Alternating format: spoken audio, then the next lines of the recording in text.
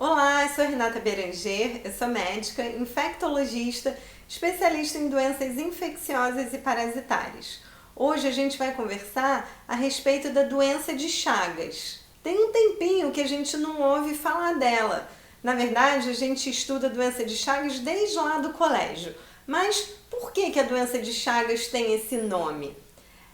Ela tem esse nome porque quem descobriu foi um infectologista chamado Carlos Chagas, lá em 1909.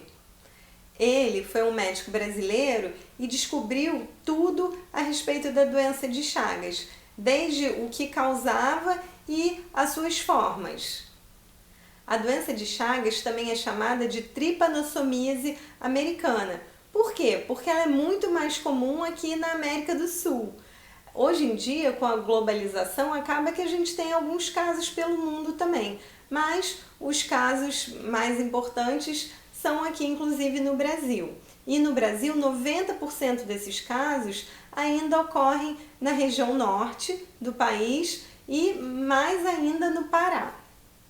A gente aprendeu lá na escola que a doença de Chagas ela é causada pelo Trypanosoma cruzi, que ele é um protozoário, então ele não é uma bactéria, não é um vírus, é esse protozoário que é um micro-organismo um pouquinho maior que uma bactéria, e ele é transmitido pelo barbeiro, que é aquele inseto que se alimenta de sangue, tanto da gente, dos humanos, como também de alguns animais silvestres. Então, a forma que a gente mais conhece da transmissão é quando o barbeiro, que mora lá naquelas casas de pau a pique, né, naquelas junçõezinhas, ele entra em contato com a gente, ele vai se alimentar do nosso sangue e ao mesmo tempo que ele está se alimentando do nosso sangue, ele faz cocô ali no local. E aí acaba o quê? Que a gente coça e quando a gente coça, o Trypanosoma cruzi que está lá nas fezes do barbeiro acaba entrando na nossa corrente sanguínea.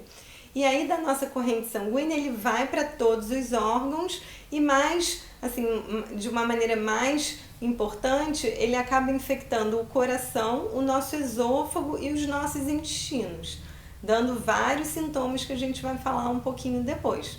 Então todo mundo sempre achou que era esse o único meio de transmissão da doença de Chagas. Só que mais ou menos desde 2005, então já tem muito tempo, que a principal via de transmissão da doença de Chagas não é mais através da picada e lá das fezes do barbeiro.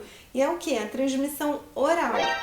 Então, de alguma maneira, a gente ingere algum alimento contaminado, e aí principalmente a cana-de-açúcar e o açaí, quando não são adequadamente limpos, você acaba comendo o barbeiro, né, que fica ali, acaba sendo triturado junto com a cana ou com o açaí, ou então as fezes do barbeiro.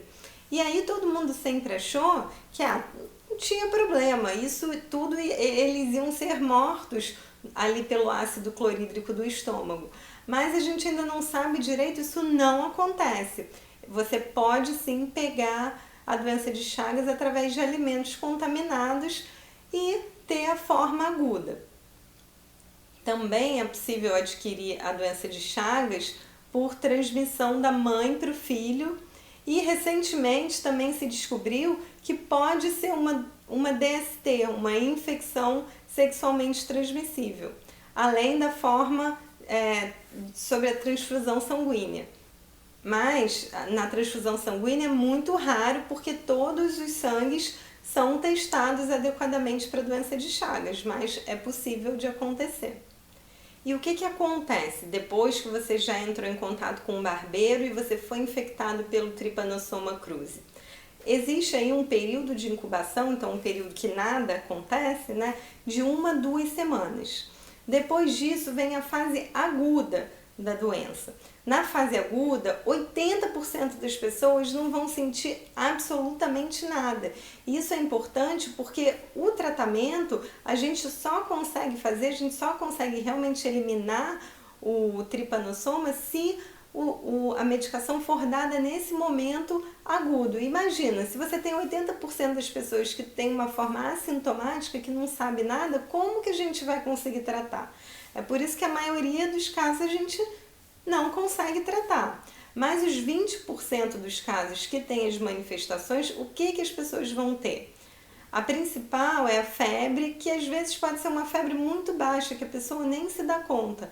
Um pouquinho de cansaço, mal-estar. Existem 2 sinais que podem lembrar o médico que essa febre, que esse mal-estar possa ser a doença de Chagas. Um é um sinal de Romana, que é um inchaço na pálpebra do olho, fica inchadinho e você tem um gânglio ali no mesmo local. Ou então os chagomas, que são umas lesões avermelhadas, que é onde foi ali inoculado as fezes contaminadas do barbeiro. Mas isso não acontece em todo mundo. Essa fase aguda pode durar de 8 a 12 semanas. E para fazer o diagnóstico, o médico tem que pedir o exame específico para saber se isso é doença de Chagas. Naquele hemograma comum, no check-up comum, a gente não consegue ver. Então, em locais onde a incidência de doença de Chagas é um pouquinho maior, eu acho mais fácil dos médicos pensarem. Onde não existe, realmente acaba passando. E aí, o que acontece? Depois dessas 8 a 12 semanas, existe uma fase crônica da doença. E nessa fase crônica, a pessoa pode ficar sem sentir nada também durante muito tempo, 20 a 30 anos. Então, realmente, se você não pensar, né, que a pessoa pode estar infectada, que pode ter a doença, você não vai pedir o exame e a gente não vai saber. E aí, desses casos que foram infectados, que passaram pela fase aguda, não foram tratados e chegaram à fase crônica, mais ou menos 40% das pessoas vão apresentar os sintomas específicos. E aí esses sintomas e essa patologia torna-se muito grave e é muito desconcertante.